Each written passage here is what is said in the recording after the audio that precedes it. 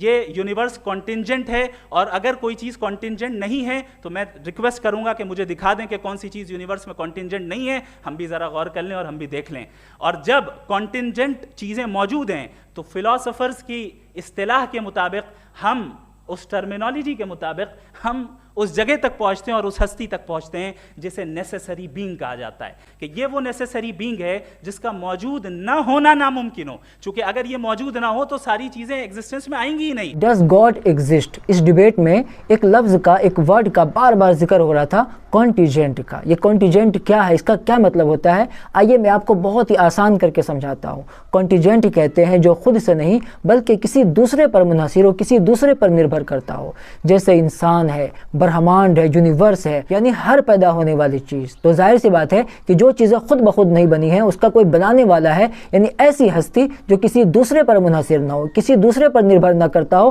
بلکہ وہ خود آتم نربھر ہو، وہ خود نرپیکش ہو، وہ خود سیلف سفیشینٹ ہو، وہ خود انڈیپینڈنٹ ہو، اسی کو کہا جاتا ہے نیسیسری بینگ، یعنی واجب الوجود۔ اللہ تعالیٰ، خدا، گاڈ، اللہ الصمد، یعنی وہ بے نیاز ہو، اسے کسی چیز کی ضرورت نہ ہو، اسے کسی چیز کی حاجت نہ ہو، اسے کسی دوسرے کی مدد کی ضرورت نہ ہو، وہ کسی دوسرے پر منحصر نہ ہو، کسی دوسرے پر نربھر نہ کرتا ہو، بلکہ وہ خود آتم نربھر ہو، وہ خود بخود موجود ہو، اسے کہتے ہیں رب العالمین، خالق کائنات، یعنی اللہ تعالی۔ تو امید کرتا ہوں کہ آپ کانٹیجنٹ کا مطلب سمجھ گئے ہوں گے، اسی طرح سے آپ نیسیسری بینگ کا بھی مطلب آپ سمجھ گئے ہوں گے۔